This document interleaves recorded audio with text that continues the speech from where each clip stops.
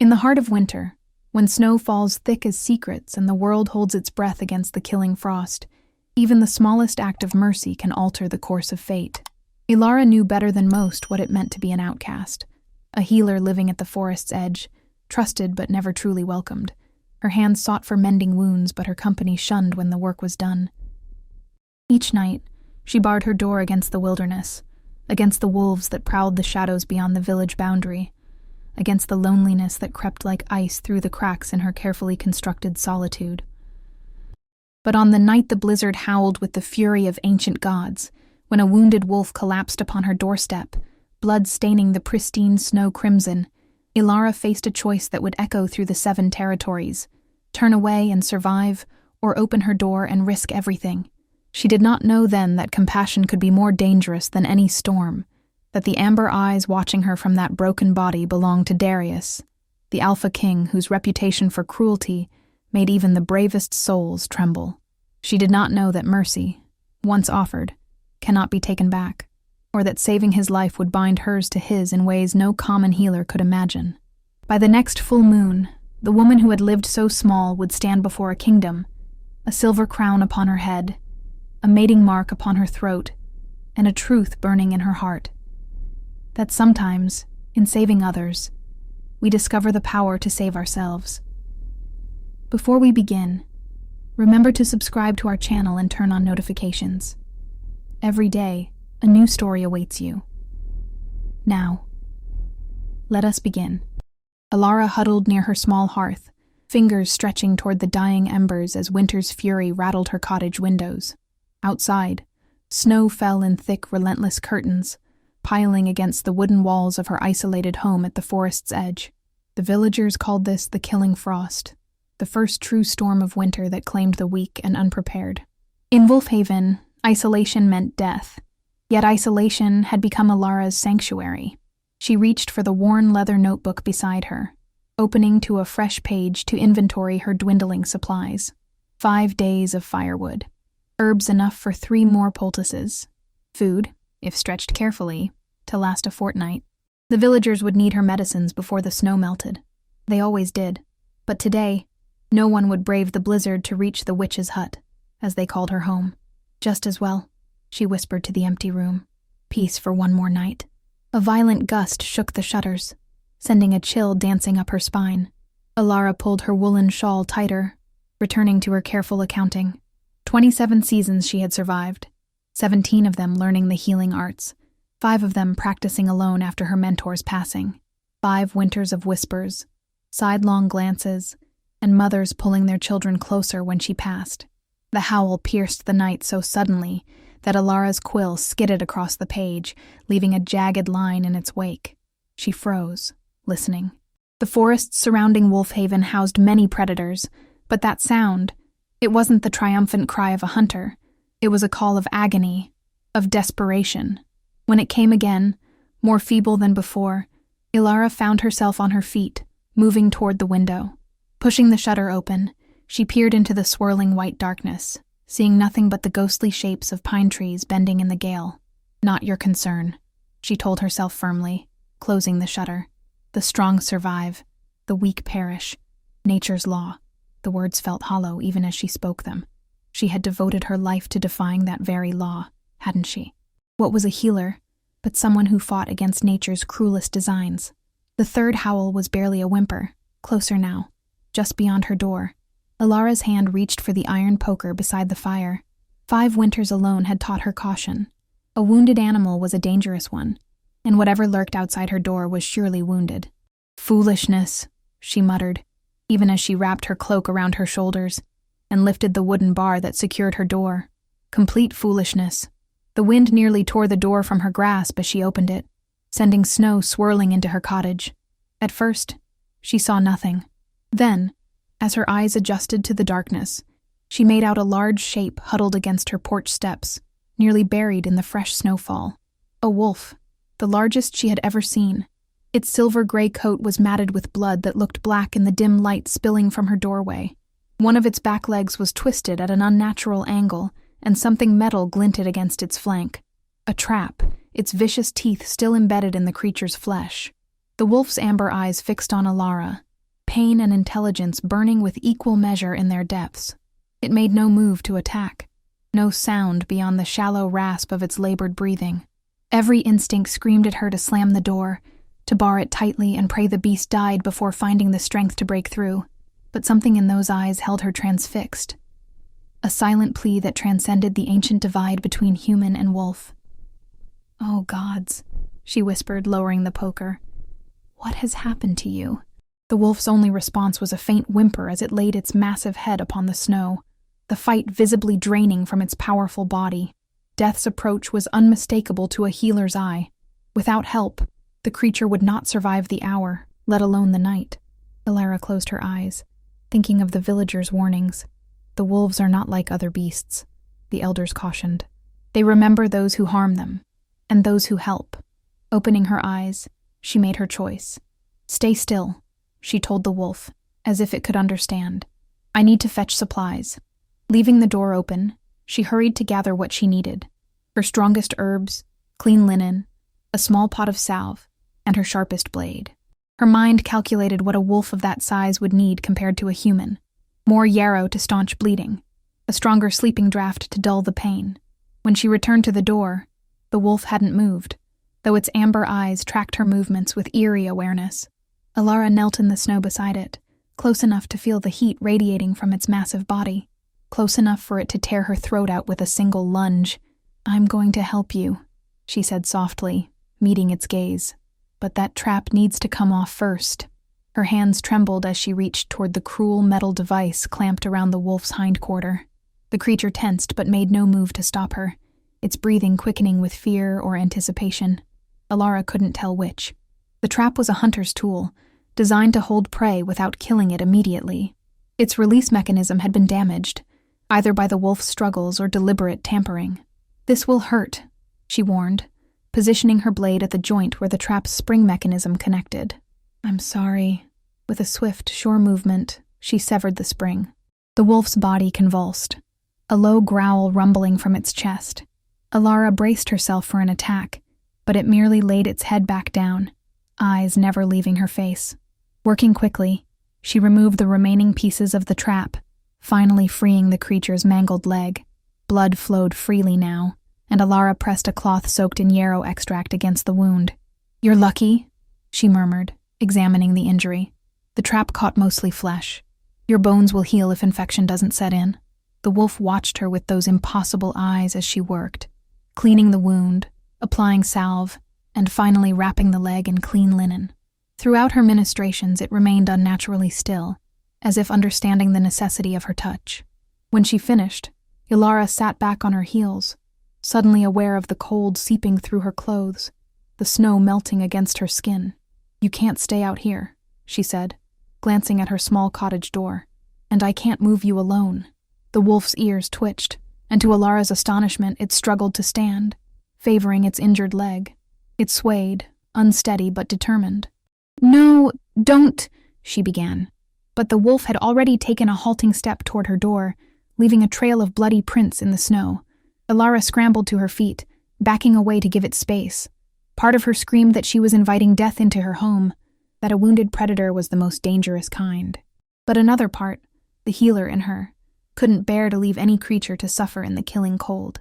"Slowly," she cautioned, moving to support its massive shoulder as the wolf limped across her threshold. Just there, by the fire.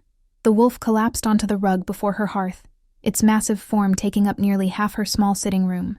Ilara quickly closed the door against the storm, sealing them together in the cottage's dim warmth. Only then did the full weight of what she'd done crash over her. She had invited a wolf, a creature of tooth and claw, of wild hunger and ancient enmity, into her home. The beast could kill her in an instant if it chose. And yet, as she looked at it lying there, eyes half closed with exhaustion, she felt not fear, but a strange kinship. They were both outcasts, weren't they? Both alone against the storm. "Rest now," she told it softly, adding wood to the fire. "Morning will tell whether I've saved your life or sealed my fate." The wolf's amber eyes closed fully then, its massive chest rising and falling in the deepening rhythm of sleep. Ilara settled into her chair, the iron poker across her lap.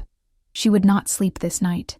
But as the hours passed and the blizzard raged on, she found herself studying the silver-gray fur gleaming in the firelight, the powerful muscles relaxed in slumber, the strange nobility in the creature's features. It was beautiful, in a wild, terrible way, and something about it, something in those knowing eyes, whispered of secrets she couldn't begin to fathom. Dawn found her still watching, wondering what consequence the morning light would bring. Dawn broke with hesitant fingers of light stretching through Alara's frost-laced windows. She had not slept, her vigil unbroken through the longest night she could remember. The fire had burned low, and the cottage held the peculiar stillness that follows a great storm, a hush that seemed to suspend the world between moments. The wolf still slept, its massive form curled before her hearth. In the pale morning light, Alara could better see the true silver of its coat, the way the fur shimmered like polished metal with each breath. No common forest wolf, this. It was too large, its features too refined, bearing a regal quality she had never observed in the occasional wolves that prowled the village edges during harsh winters. Moving silently, Alara rose from her chair, muscles protesting after hours of tense immobility. She needed to check the bandages, to see if infection had set in overnight, if the creature allowed it. "Please stay asleep," she whispered, inching closer. The wolf's eyes snapped open. Alara froze, her heart thundering against her ribs. Those eyes, amber as harvest honey, clear and piercing with an intelligence no beast should possess, fixed upon her with unnerving focus. "I need to check your wounds," she explained, keeping her voice level despite the fear coursing through her veins. "I won't hurt you."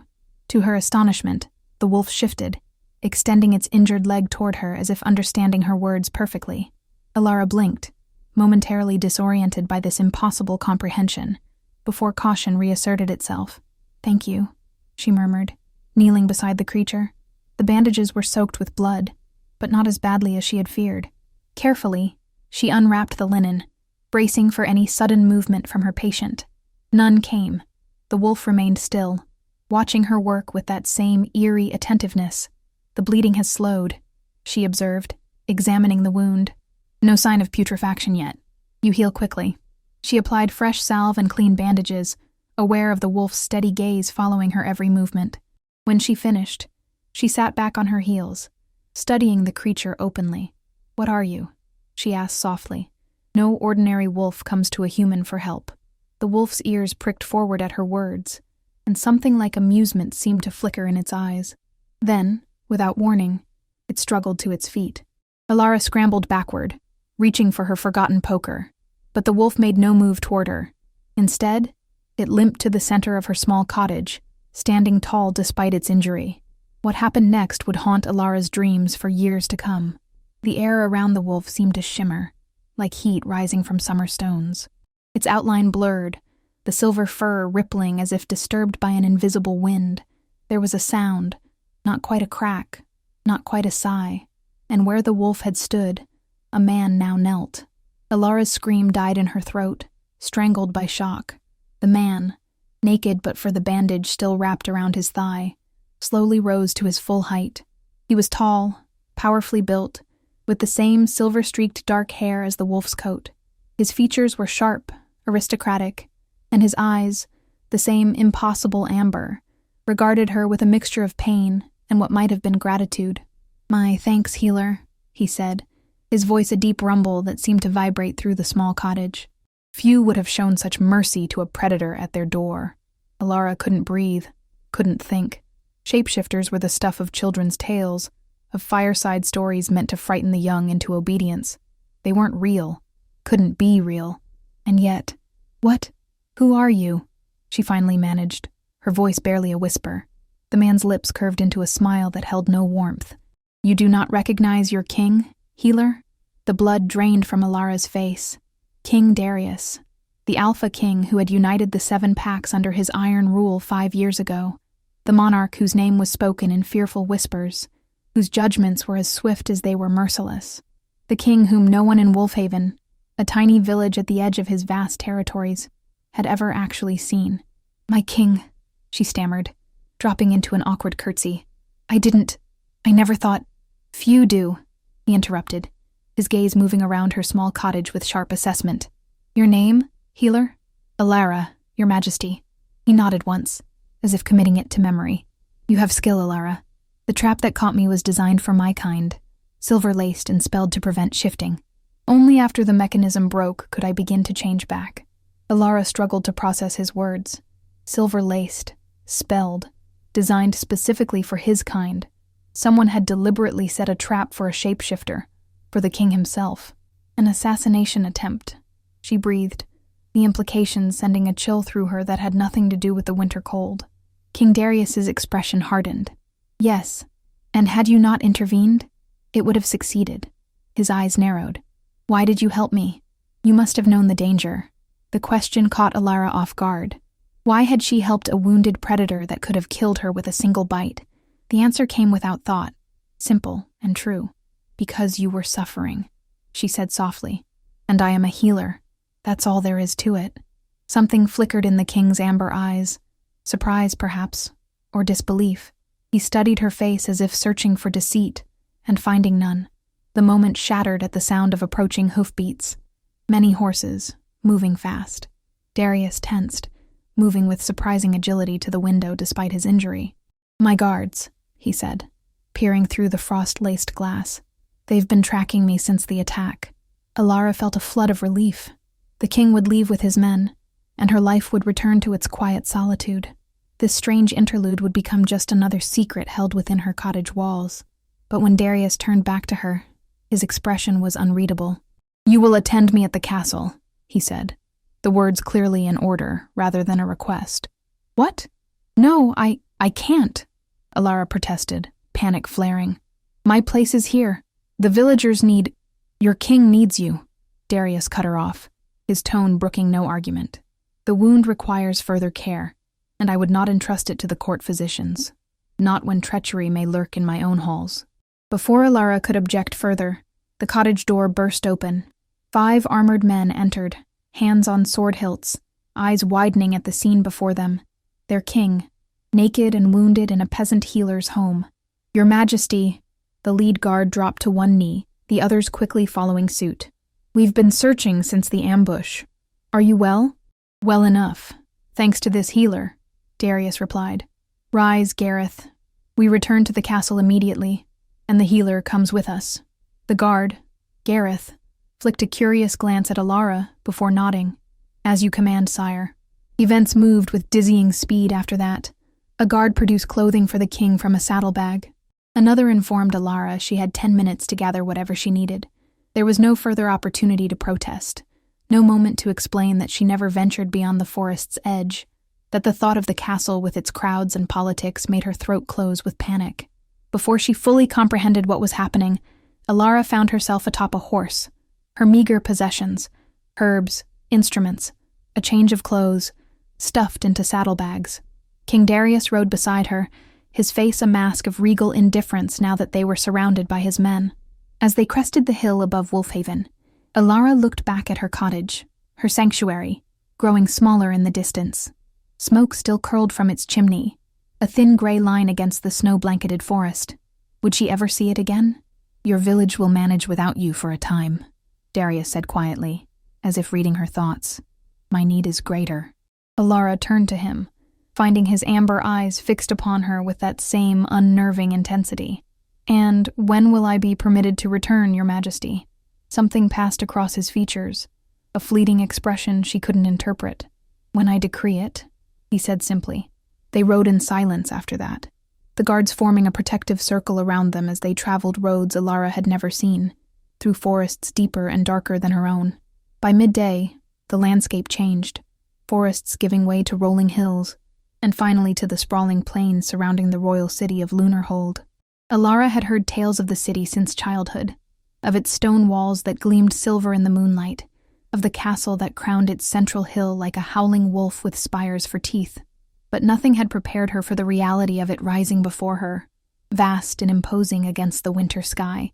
The common folk stopped to stare as the royal party passed through the city gates. Whispers followed them. The king returned unexpectedly, with a strange woman in tow. Alara kept her eyes downcast, overwhelmed by the press of buildings, the noise, the sheer number of people crowding the streets. By the time they reached the castle, her hands trembled on the reins, and she felt lightheaded with anxiety. "Breathe, healer," Darius murmured as they dismounted in the castle courtyard. "No harm will come to you here. You have my protection." His words should have comforted her. Instead, they sent a chill down her spine. The king's protection came with a price. She was sure of it. Nothing in her life had ever been freely given. A steward appeared, bowing deeply. "Your Majesty, we had no word of your return. The council awaits your presence in the Great Hall. There are urgent matters." "Later," Darius cut him off. "See that the healer is given appropriate quarters near my own. She attends to my injury and is not to be disturbed." The steward's eyes widened fractionally as he took in Ilara's simple clothes, her untamed hair, the wild look in her eyes. "Of course, sire," he said, recovering quickly. "This way, mistress." Ilara hesitated, suddenly reluctant to be separated from the only person she knew in this vast, strange place, even if that person was the intimidating king himself. "Go," Darius told her, his voice gentler than she had yet heard it. "Rest. Eat. I will send for you when the council meeting concludes." She nodded mutely and followed the steward into the labyrinthine castle, feeling the weight of curious stares from guards and servants alike. The corridors seemed endless, each turn bringing new halls, new doors, new impossibilities to remember. Finally, the steward stopped before an ornately carved door. "Your chambers, mistress," he said, pushing it open with a small bow. Ilara stepped inside and nearly gasped.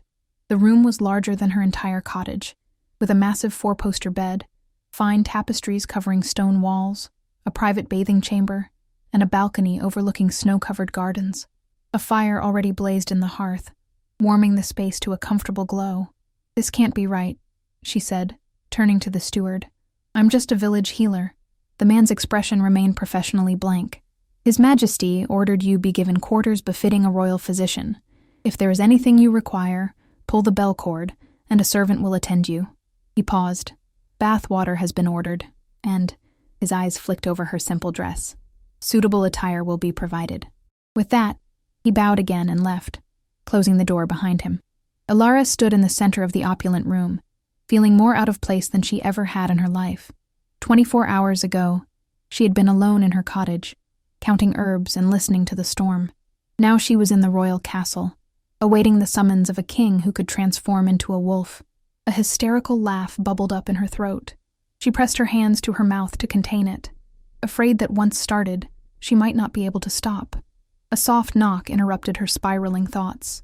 At her hesitant "enter," 3 serving women appeared, carrying steaming buckets of water and fresh linens. "For your bath, mistress," the eldest said, directing the others toward the bathing chamber. "And Lady Moira has sent these garments for you to wear, until proper ones can be made." Ilara watched in bewildered silence as they filled the copper tub, laid out soaps and oils, and arranged an emerald green dress across the bed. It was finer than anything she had ever owned or even touched. Silk and velvet, with delicate silver embroidery at collar and cuffs. "I can't wear that," she protested weakly. "It's too fine. I'm just His Majesty's personal healer," the woman finished for her, a knowing look in her eye. "And in the castle, appearances matter. Now, would you like assistance with your bath?" Ilara shook her head quickly. "No, thank you. I can manage." When they finally left, she approached the steaming tub as if it might bite her. The water was hot, a luxury she rarely afforded herself at home, where every bucket had to be heated individually over her small fire. Scented oils shimmered on its surface, filling the air with the fragrance of lavender and rosemary. Slowly, she disrobed and sank into the bath, a small moan escaping her lips as the heat enveloped her aching body. The tension of the night's vigil, the shock of the morning's revelations, the anxiety of the journey, all seemed to dissolve in the fragrant water. As she bathed, Ilara's mind whirled with questions. Why had the king been traveling alone, vulnerable to ambush? Who would dare attempt to assassinate him? And most puzzling of all, why bring her, a village healer of no consequence, to the royal castle? There was more to this than a simple leg wound. Of that, she was certain. After her bath, Ilara reluctantly donned the borrowed dress, surprised to find it fit reasonably well. The fabric felt strange against her skin, too soft, too fine for someone accustomed to homespun wool and linen. She felt like an imposter, a wild creature dressed in finery it had no right to wear. A tray of food awaited her, fresh bread, cheese, roasted meats, and wine. She ate sparingly, too nervous for appetite, and then paced the confines of her gilded cage, waiting for the king's summons. It came sooner than expected. A sharp knock, and then Gareth, the guard captain, stood at her door. "His Majesty requires your presence, healer," he said, eyes carefully averted from her transformed appearance. Alara smoothed trembling hands over the unfamiliar dress. "Lead the way, Captain." As they traversed the castle's winding corridors once more, Alara gathered her courage. She would demand answers. She would insist on returning to her village as soon as the king's wound was properly treated. She would not allow herself to be swept along by events beyond her control. But when Gareth led her not to the king's private chambers as expected, but to the great hall itself, her resolve faltered. The massive doors swung open, revealing a cavernous space filled with courtiers, nobles, and guards, hundreds of eyes turning toward her as she entered. At the far end, upon a dais, sat King Darius on his throne of polished black stone and silver. Even from a distance, his amber eyes found hers unerringly, pinning her in place with their hypnotic intensity. "Come forward, healer," his voice carried effortlessly across the hushed hall. "Your king has need of you." And with those words, Alara knew her life would never be the same again. Alara's footsteps echoed in the cavernous silence of the great hall. Each step toward the dais felt like an eternity, the weight of hundreds of curious stares pressing down upon her shoulders. The emerald dress, so foreign to her skin, rustled with each movement, announcing her presence in a way her simple healer's garb never would have. The court was a sea of finery and calculated elegance. Women with elaborate hairstyles adorned with silver and gems, men in tailored doublets bearing the insignia of noble houses, all watching, all judging. As Alara approached the throne, she could better see King Darius now. He had exchanged the simple traveling clothes from earlier for royal attire, a fitted black tunic with silver embroidery, a deep blue cloak fastened with a wolf's head brooch, and a crown of twisted silver that resembled thorns, or perhaps fangs. Despite the finery, she noted how he shifted his weight subtly to favor his injured leg. She stopped at the foot of the dais and dropped into what she hoped was an acceptable curtsy, keeping her eyes lowered as was proper.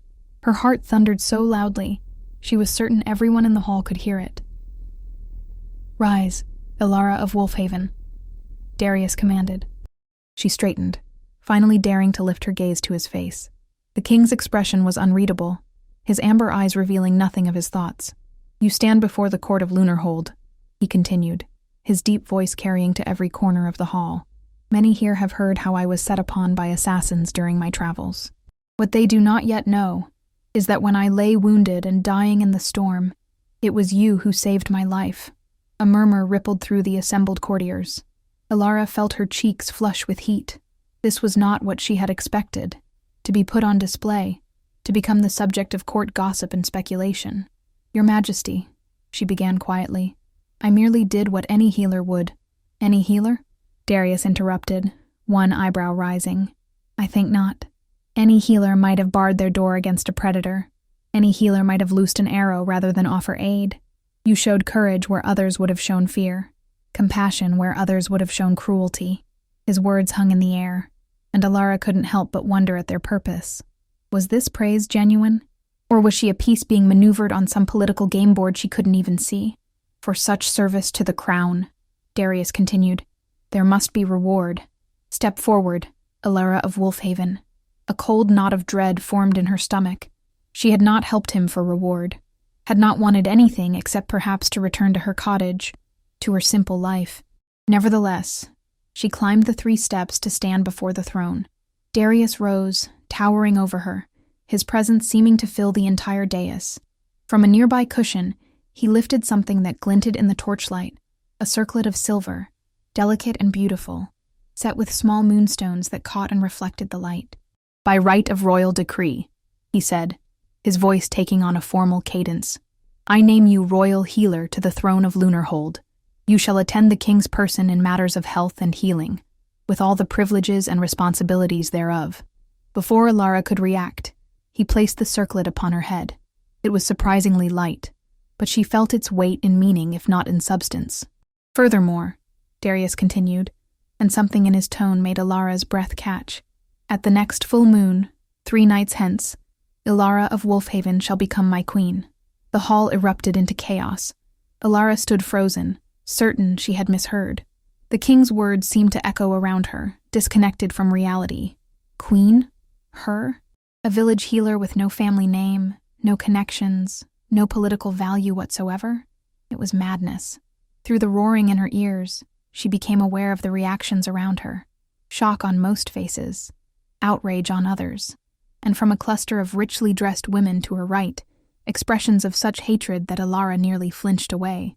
"Your Majesty," she whispered urgently, "I don't understand." "You will," he replied, his voice pitched for her ears alone. Then, louder, to the still murmuring court, "Let it be known throughout the 7 territories that King Darius has chosen his mate. Preparations for the royal mating ceremony will begin immediately." A tall man with streaks of gray in his dark hair stepped forward from among the courtiers. His fine clothing and the silver medallion at his throat marked him as someone of importance. "Your Majesty," the man said, his tone carefully neutral though his eyes flashed with barely concealed anger. "The Council of Elders would request private audience regarding this unexpected announcement." Darius's expression hardened almost imperceptibly. "Lord Thorne, your concern is noted. The council may attend me in 1 hour. For now, the court is dismissed." With visible reluctance, the assembled nobles began to disperse, their whispers growing louder as they moved toward the great doors. Ilara remained rooted to the spot, her mind still struggling to process what had just happened. "Come," Darius said, touching her elbow lightly. "There are matters we must discuss privately." He guided her through a side door behind the throne, into a smaller chamber furnished with a round table and several chairs. A fire burned in the hearth, and tapestries depicting hunting scenes covered the stone walls. As soon as the door closed behind them, Ilara rounded on him. "What was that?" she demanded, forgetting protocol in her shock. How could you possibly—" "Sit," Darius said, gesturing to a chair. When she remained standing, defiance in her posture, something like amusement flickered in his eyes. "Please." Reluctantly, Ilara sat, removing the circlet from her head and placing it on the table with trembling hands. "Your Majesty, I cannot be your queen. It's impossible. I'm a common healer, with no noble blood, no education in court matters. The people would never accept it." Darius took the seat opposite her, studying her face with that same intense gaze that seemed to pierce through all defenses. "The people will accept whatever their king decrees," he said simply. "As for noble blood," his lips curled in what might have been disdain, "I have found little correlation between noble birth and noble character. But surely there are suitable candidates," Ilara pressed. "Noble women raised for such a position. Women who would bring political alliances, wealth, connections. All things I already possess in abundance," he interrupted. "What I lack is someone I can trust." The word hung between them, heavy with implication. "And you trust me?" Ilara asked incredulously. "A woman you've known for less than a day?" Darius leaned forward, his amber eyes never leaving hers. "You held my life in your hands when I was at my most vulnerable. You tended my wounds without knowing who or what I was. And when you discovered my identity, your behavior did not change." He paused. "Do you know how rare that is? To be seen as I am, not as my crown defines me?" There was something in his voice, a loneliness perhaps, that caught at Ilara's heart, despite her bewilderment. Still, this was madness. "There must be another way," she insisted. "If you need a royal healer, I will serve. If you need someone you can trust, I am honored. But marriage is politically expedient." Darius finished for her. "The attempt on my life was not random, Ilara. It was carefully planned, executed with knowledge of my movements and habits. It speaks of treachery close to the throne." He rose, moving to stand before the fire, his profile sharp against the dancing flames. "For 5 years, I have ruled the 7 territories through strength and fear. I united the packs that had warred for generations. But unity built on fear is a fragile thing. There are those who would see me fall, who plot even now to fracture what I have built." Ilara watched him, beginning to understand the weight he carried. "And taking a queen helps you how, exactly?" Darius turned back to her. "It gives me an ally bound by the most sacred ties our kind recognizes. It creates stability in the line of succession, and it shows strength, that I can secure my rule even in the face of assassination attempts." "But why me?" Ilara asked. the question that had been burning since his announcement. "I bring you nothing but my healing skills. You bring loyalty untainted by ambition," he countered. "A rare commodity in these halls." His expression softened marginally. "You also bring compassion, something my rule has perhaps lacked." Ilara shook her head, overwhelmed. "I have no choice in this, do I?" "There is always choice," Darius said quietly. "Say no, and I will name you royal healer as promised, with lands and title to match the position. You will never want for anything again." Relief flooded through Ilara, followed immediately by suspicion. "And if I refuse to be queen, what happens then?" Something dangerous flickered in the king's eyes. "Then I must look elsewhere for a mate. Perhaps Lady Alessia, whose father controls the eastern territories, or Lady Sarah, whose brothers command the largest army outside my own. Political marriages," Ilara murmured. "Alliances that would inevitably shift power away from the crown," Darius corrected. "Women raised to advance their family's ambitions, not to rule wisely or well."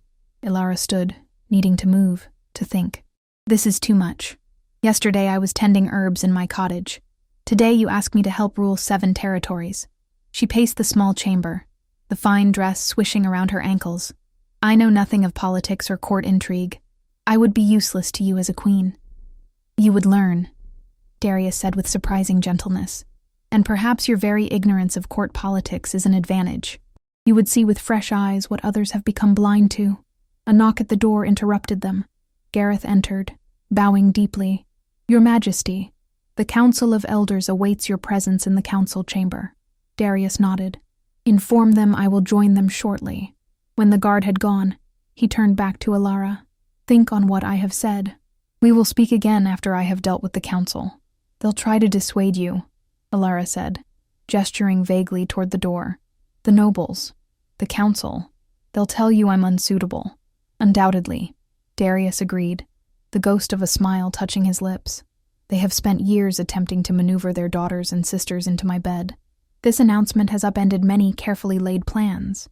Then perhaps you should listen to them," Ilara suggested, though part of her recoiled at the thought of him taking one of those cold-eyed court ladies as his mate.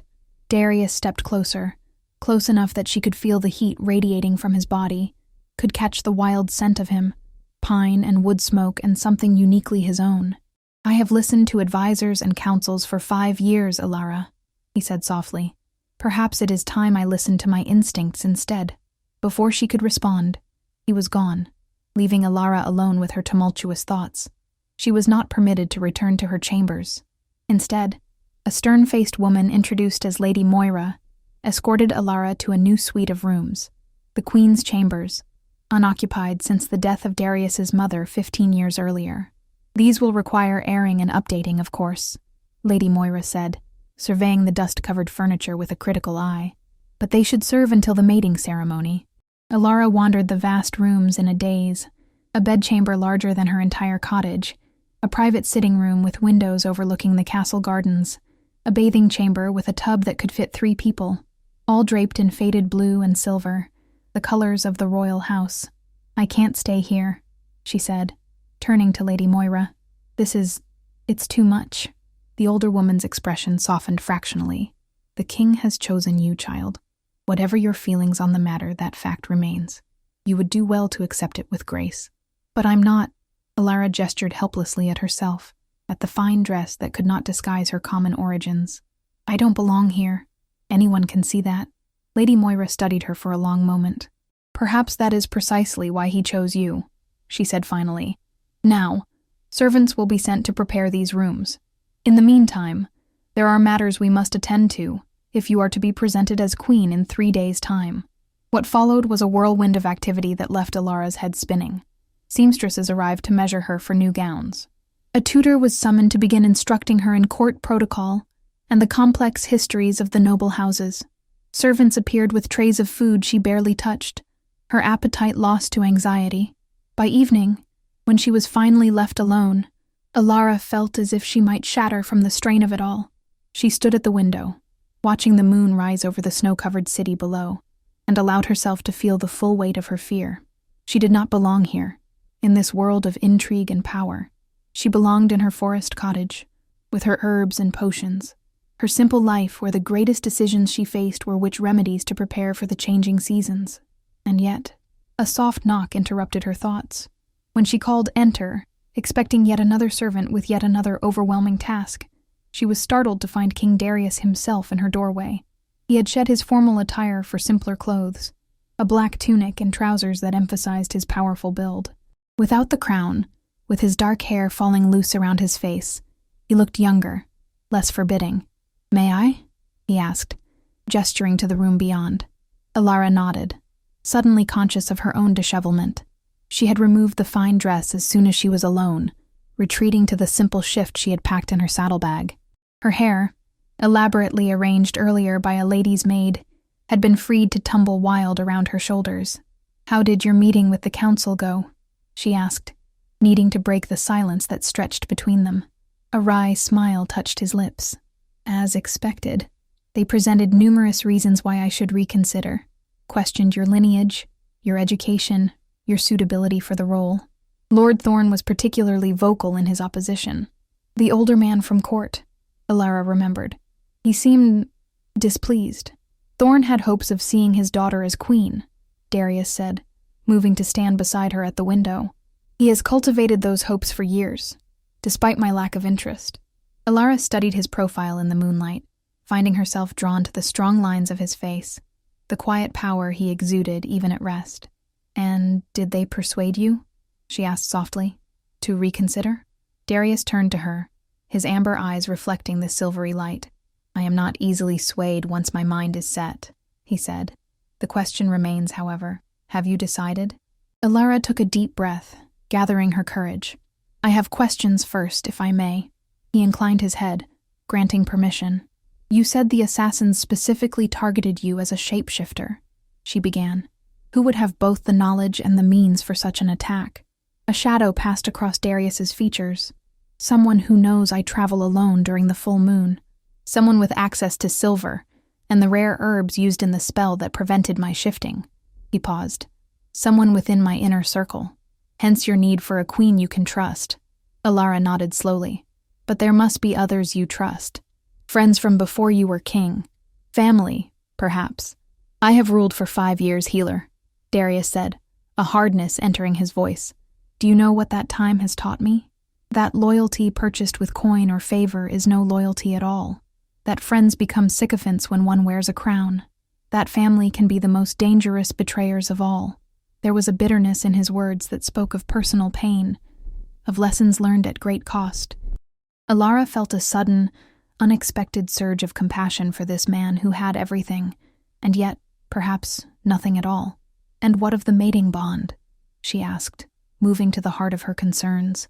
"Among your kind, it is sacred, is it not? Meant to be formed between true mates, not political allies." Darius's expression turned guarded. "You know of our ways." "I have treated shapeshifters before," Alara explained. "Village folk who live quiet lives, hiding what they are. They speak of the mating bond as something rare and precious." "It is," he agreed. "But royal matches have seldom been made for love or true compatibility. The needs of the kingdom must come first, even at the cost of never finding your true mate," Alara pressed. "Of binding yourself to someone who can never fulfill that deepest connection?" Something flickered in Darius's eyes. A brief vulnerability quickly masked. "True mates are largely a myth, Alara. A story told to give hope to the common folk. In 5 centuries of recorded history, the royal line has documented fewer than a dozen such pairings." Alara wasn't certain she believed him. The shapeshifters she had known spoke of the bond with such reverence, such longing, but she nodded, accepting his words for now. "One last question," she said quietly. "What happens if I say yes? Not the ceremony, not the politics, but to me. What changes?" Darius stepped closer, close enough that she could feel the heat of him, smell the wild scent that was uniquely his. "Everything," he said simply, "and nothing. You would be queen, with all the power and responsibility that entails. You would stand at my side in ruling the 7 territories. You would be my mate in every sense of the word." The implication sent heat rushing to Alara's cheeks. She wasn't naive. She knew what happened between mates, between husband and wife. But the thought of such intimacy with this man, this powerful, dangerous stranger who was offering her a crown, "And if I say no?" she whispered. "Then, as I promised, you will be royal healer," Darius replied, his voice softening. "Protected and provided for, but free to refuse the crown and all it entails."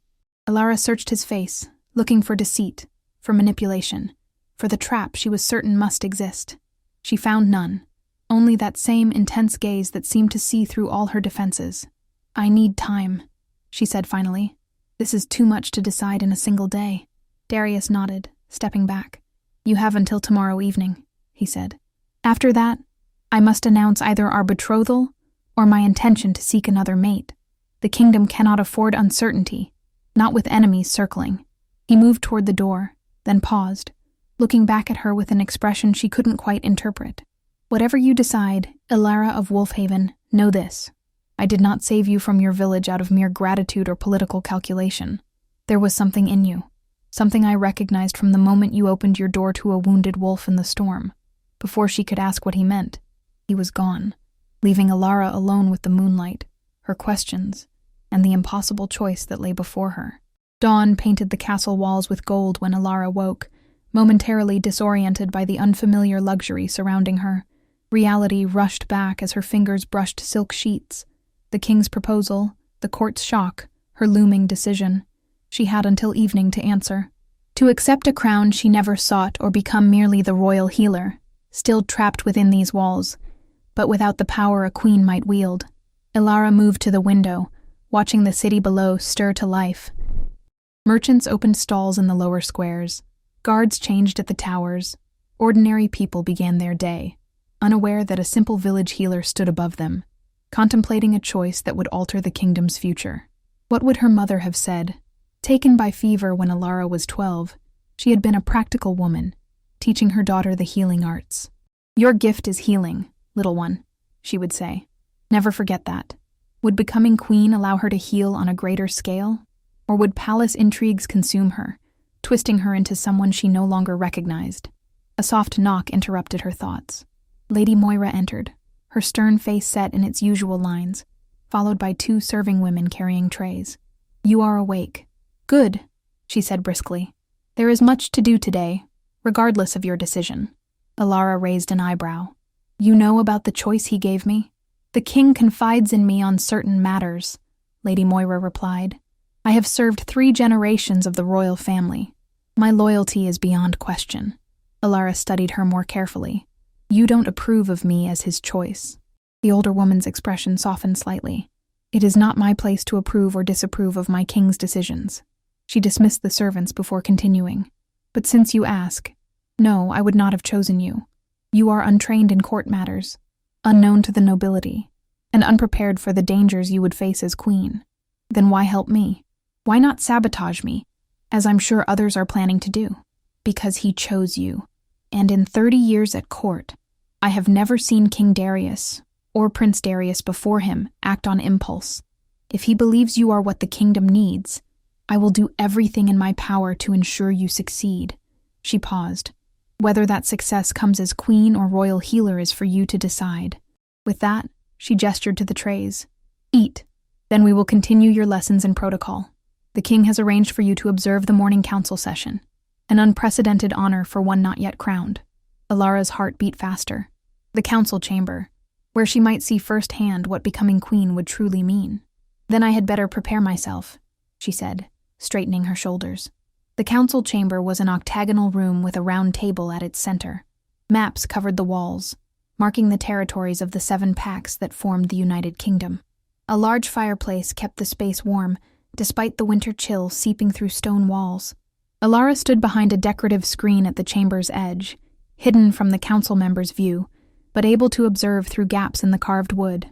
Lady Moira had positioned her there with strict instructions not to reveal her presence.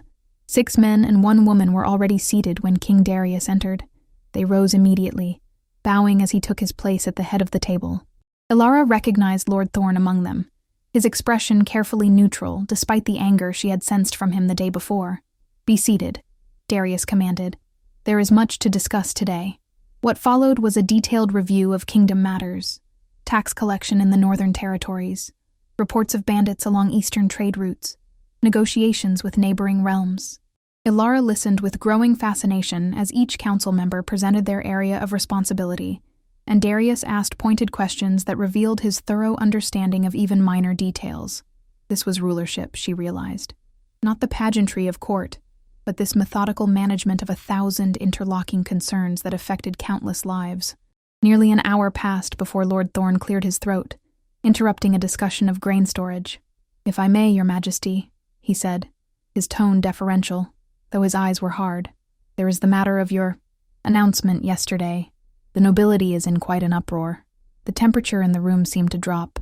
Darius's expression remained impassive, but Ilara noted how the other council members shifted in their seats, glances darting between king and counselor. "The succession is hardly a matter for the nobility to be in uproar about," Darius replied coolly. "My choice of mate is my own." "Of course, sire," Thorn conceded with a slight bow of his head. "Yet tradition dictates consideration of political alliances, bloodlines, the stability of the realm, all of which I have considered." Darius cut him off. "The healer saved my life when your daughter and the other noble ladies were safely ensconced in their manor houses. She has proven her loyalty, her courage, and her skill." "A commoner on the throne," the lone woman counselor spoke up, her voice carefully neutral. "It is unprecedented." "So was the unification of the 7 packs," Darius countered. "Yet here we sit, 5 years later, in the longest period of peace our territories have known in generations." A younger man, dark-haired and lean, with a scholar's ink-stained fingers, spoke up. "If I may, Your Majesty, while Lady Sarah is correct that a commoner queen is unprecedented, there might be certain advantages to such a choice. The common folk have long viewed the throne as distant from their concerns," he continued when Darius nodded. "A queen who understands their struggles firsthand could bridge that gap, and her skills as a healer would be seen as a compliment to Your Majesty's more martial attributes." "A pretty theory, Lord Kalen," Thorn scoffed. "But the reality is that the noble houses will never accept her. They will see her elevation as an insult to their daughters, their sisters. They will accept what their king decrees," Darius said, his voice hardening. "As will you, Lord Thorn." The threat lingered in the air, unspoken, but unmistakable. Ilara watched as Thorn's face paled, then flushed with anger he dared not express. "Of course, Your Majesty," he said stiffly. "I merely counsel caution. These are dangerous times, with enemies both known and hidden." "Which brings us to the matter of the assassination attempt," Darius said, shifting the discussion. "Lord Valerian, what has your investigation uncovered?" A broad-shouldered man with silver at his temples leaned forward. "Little of substance, I fear. The trap was well crafted, using rare components that could have come from any of a dozen sources. The location suggests knowledge of Your Majesty's movements, but that narrows the field only slightly." "Not slightly enough," Darius said grimly. "The culprit could be anyone with access to the royal schedule. A servant, a guard, perhaps even someone in this very room." Tension crackled through the chamber as council members exchanged glances, sudden suspicion flaring between them. Ilara watched their faces carefully, searching for signs of guilt or fear, but saw only the careful masks of seasoned courtiers.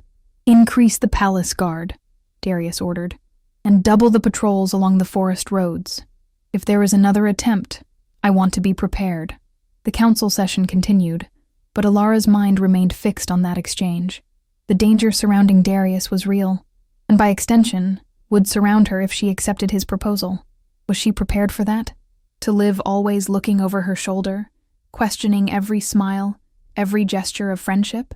As the council members filed out, Darius remained seated, staring at the maps on the wall. When the door closed behind the last of them, he spoke without turning. "What did you learn, healer?" Ilara stepped out from behind the screen, startled, but not entirely surprised that he had known of her presence. "That ruling is far more complex than I imagined," she answered honestly, "and that your council fears you more than they love you." A ghost of a smile touched his lips as he finally turned to face her. "Fear is reliable. Love is not. A sad philosophy for a king," Ilara observed, "and a sadder one for a man."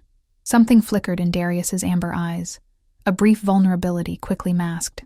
"Did my council's deliberations help clarify your decision?" he asked, changing the subject. Ilara studied the maps that detailed the kingdom's expanse. 7 territories, each once ruled by its own alpha, now united under Darius's crown. A fractious union at best, held together by strength of will, and yes, by fear. "I'm still considering," she said, "though I admit, watching you with them was illuminating." "They oppose my choice of you," Darius stated flatly. "Most of them," Alara agreed, though Lord Kalen seemed willing to consider the benefits. "Kalen is young." "Idealistic," Darius said, though without the dismissal such words usually carried. "He sees potential where others see only tradition broken." "If I were to say yes," she began carefully, "what would you expect of me? As queen, I mean." Darius rose, moving to stand beside her at the map. "Loyalty above all. Beyond that," he gestured to the territories, "these lands need healing as much as I did when you found me in the storm. 5 years of peace has not erased generations of conflict. The wounds run deep." His shoulder brushed against hers, warm even through the fabric of her dress. Alara was suddenly aware of his physical presence, his height, his strength, the wild scent that clung to him even in human form. "You believe a healer can mend political divisions?" she asked, fighting to keep her voice steady. "I believe you can," Darius said simply. "I've seen how you approach problems, not with force or fear, but with care and understanding. Perhaps that is what my rule has lacked." Before she could respond, the door burst open. Gareth, the guard captain, entered with his hand on his sword hilt, his expression grim. "Your Majesty," he said with a hurried bow. "There's been an incident. Lady Thorne has been found unconscious in her chambers. The royal physician suspects poison." Darius's face hardened instantly. "Lord Thorne's daughter?" Gareth nodded. "Yes, sire. She lives, but barely. And—" He hesitated, glancing at Alara. "Speak freely, Captain," Darius commanded. "The healer has my trust. A servant reported seeing someone leaving Lady Thorne's chambers shortly before she was found. Someone in a green dress, with long dark hair." Alara felt the blood drain from her face as both men turned to look at her. She was wearing a green dress now, her dark hair loose around her shoulders. "That's impossible," she said, her voice barely above a whisper. "I've been here, watching the council session. A convenient alibi," Gareth observed, his hand tightening on his sword. Darius raised a hand, silencing him. "The healer has indeed been here throughout the council session. I can personally vouch for her presence." Relief flooded through Alara, followed immediately by a cold realization. "Someone is trying to frame me," she said, "to make it appear I would eliminate a rival for your hand." "So it would seem," Darius agreed, his expression darkening. "Captain, seal the castle. No one enters or leaves until we have answers. And double the guard on the healer's chambers. I want her protected at all times." Gareth bowed, though Alara noticed his suspicious gaze lingering on her before he departed. When they were alone again, Darius turned to her, his amber eyes burning with barely contained rage. "This changes things." "Yes," Alara agreed quietly. "It seems I've made enemies before I've even made my decision." "It was not your choice that made them enemies," Darius said grimly. "It was mine, and now they strike not at me directly, but at what they perceive as my weakness." "Me," Alara said, understanding dawning. "They think by discrediting or eliminating me, they can force you to choose a bride from among the noble houses." Darius nodded, his jaw tight with anger. "I underestimated their desperation. A mistake I will not make again." He paced the length of the chamber, his movements reminding Alara of the predator that lurked beneath his human skin. "Perhaps it would be safer for you to return to your village after all." The suggestion caught her by surprise. "You would let me go? Now?" He stopped, turning to face her with an expression she couldn't quite read. "I would not see you harmed because of my choice, Alara. If your safety requires your departure, then so be it." There was a rawness in his voice that made her heart twist unexpectedly. This powerful, dangerous man, who ruled 7 territories with an iron will, was offering to release her, to sacrifice his own plans to ensure her safety. In that moment, something shifted within Alara. A decision crystallized, born not of the careful deliberation she had planned, but of sudden, clear insight. "No," she said firmly. "I will not be driven away by threats and schemes." Darius's eyebrows rose slightly. "You choose to stay, knowing the danger." "I choose to accept your proposal," Alara clarified. surprising herself with the steadiness of her voice. "I will be your queen, King Darius." He went very still, watching her with those penetrating amber eyes. "Why?" he asked simply. It was a fair question, one she was still answering for herself, but looking at him now, at the maps that detailed his kingdom, at the evidence of conspiracy unfolding around them, Alara found truth rising to her lips. "Because you need someone you can trust," she said, "and because I believe I can do more good as queen than as a village healer tending fevers and setting broken bones." She paused, gathering courage for her final admission. "And because there is something between us, something I don't fully understand yet, but something I want to explore." For a long moment, Darius simply looked at her, his expression unreadable. Then he closed the distance between them in 3 long strides. His hands cradled her face with surprising gentleness, his touch sending warmth cascading through her. "Alara of Wolfhaven," he said softly, his voice a low rumble that she felt as much as heard. "Do you freely consent to be my mate, my queen, to stand beside me in ruling these lands, from this day until our last?" The formal words of proposal carried a weight beyond their simple meaning. Alara knew that among shapeshifters, such a pledge was sacred, binding in ways that transcended human marriage. "I do," she replied, her heart racing as she sealed her fate. "From this day until our last." Darius's eyes gleamed, and for a heartbeat, Alara thought she glimpsed the wolf within him, wild and fierce, and utterly focused on her. Then his lips claimed hers, and thoughts scattered like leaves in a storm. 3 nights later, Alara stood before a mirror in the queen's chambers, barely recognizing the woman reflected there. Gone was the simple village healer in homespun wool. In her place stood a queen-to-be, draped in silver silk that shimmered like moonlight with every breath, her dark hair adorned with tiny crystal stars. "It is time, my lady," Lady Moira said from the doorway, her usual stern expression softened by what might almost have been pride. Alara nodded, drawing a deep breath to steady her nerves. The past 3 days had been a whirlwind of preparations, fittings for her ceremonial attire, lessons in the complex ritual that would bind her to Darius before the entire court, and increased security following the attempt to frame her for Lady Thorne's poisoning.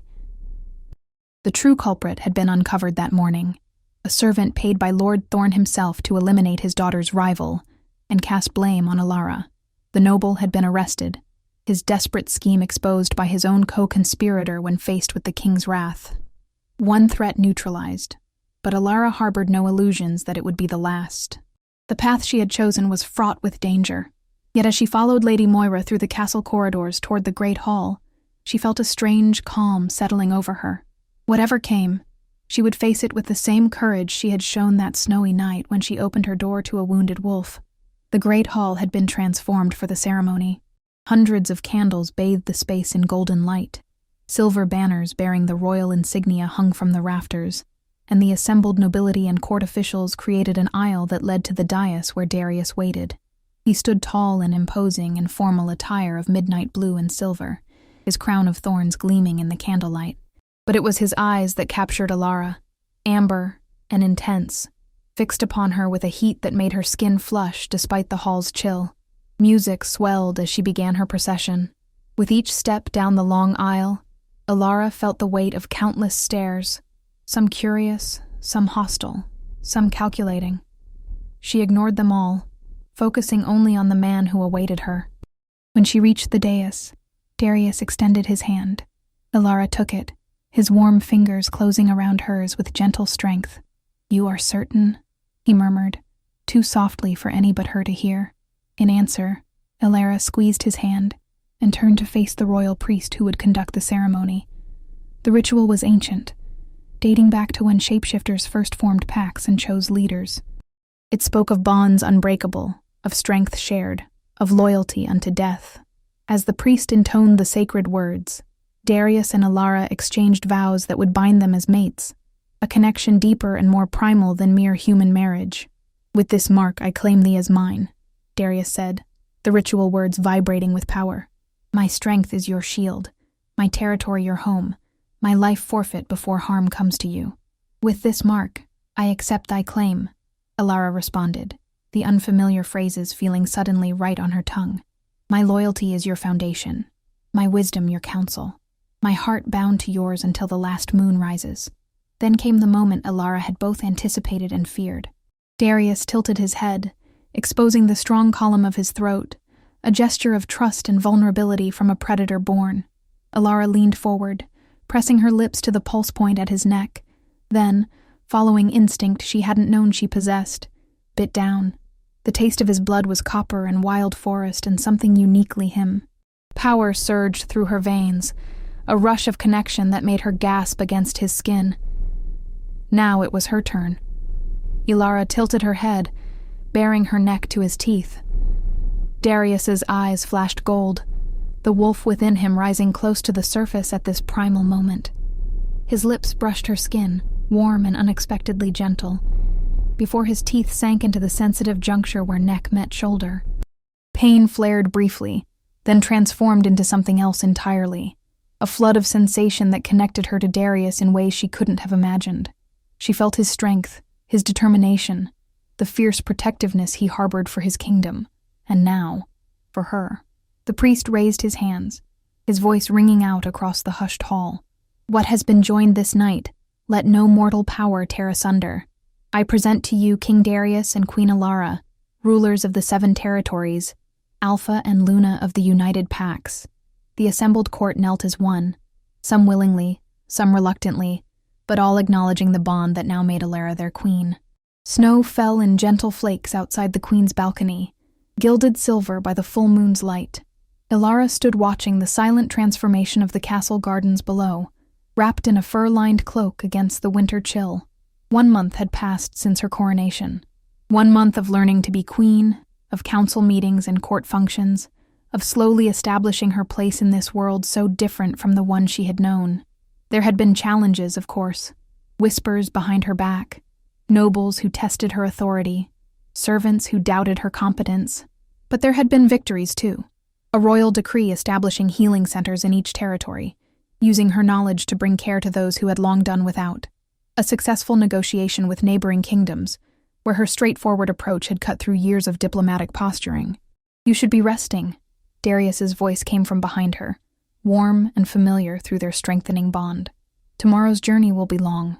Ilara turned, smiling as he joined her at the balcony rail. "I wanted to see the snow. It reminds me of the night we met." His hand covered hers, the heat of his skin a stark contrast to the cold stone beneath her fingers. "A fortunate storm," he murmured, his amber eyes reflecting the moonlight. "For both of us, it seems," Ilara agreed.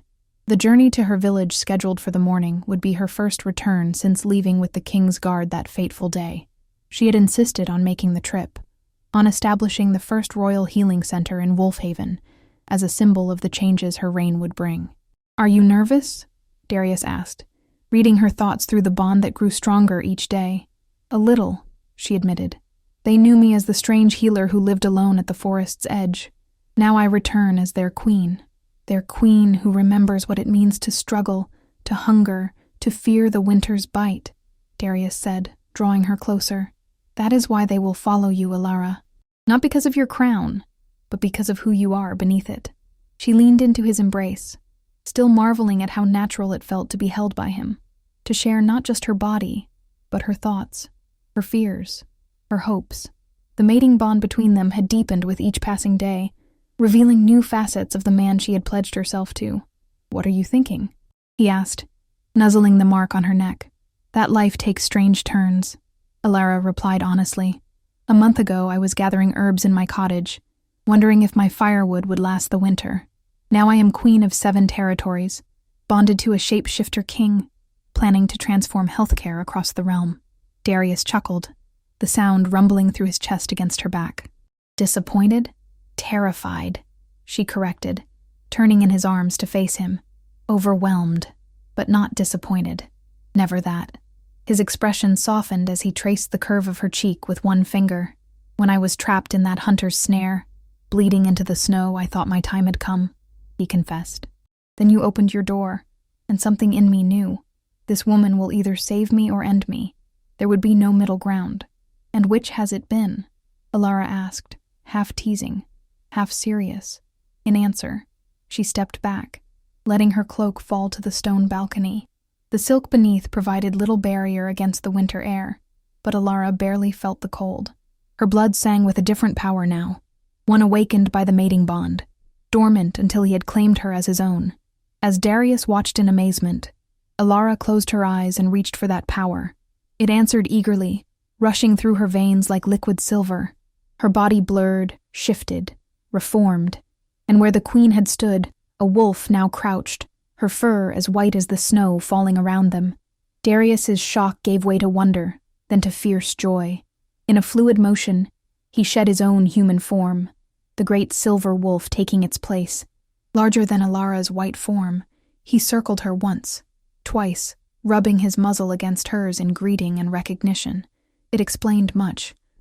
Why she had never feared the wolf at her door, why she had understood instinctively how to treat his wounds, why the mating bond had taken hold so strongly between them. Somewhere in her lineage, shapeshifter blood had flowed, diluted through generations until it seemed lost entirely, but not lost, hidden, waiting. The silver wolf that was Darius bumped playfully against her shoulder, then bounded to the balcony's edge, looking back at her with a clear invitation in his amber eyes. Without hesitation, the white wolf followed, leaping down to the gardens below with newfound grace. Together they raced through the moonlit snow, two wolves where a king and queen had stood, bound by fate, by choice, and by a love neither had expected to find. Above them, the winter moon shone bright, illuminating the path they would forge together, rulers of the 7 territories, guardians of their people, mates until the last moon's rise. And it had all begun with a simple choice: to open a door during a storm, to risk her life to save a stranger who would, by the next moon, make her queen. If you enjoyed this story, a like or comment really helps. And if you wish to hear more tales like this one, make sure you subscribe so you never miss the next tale.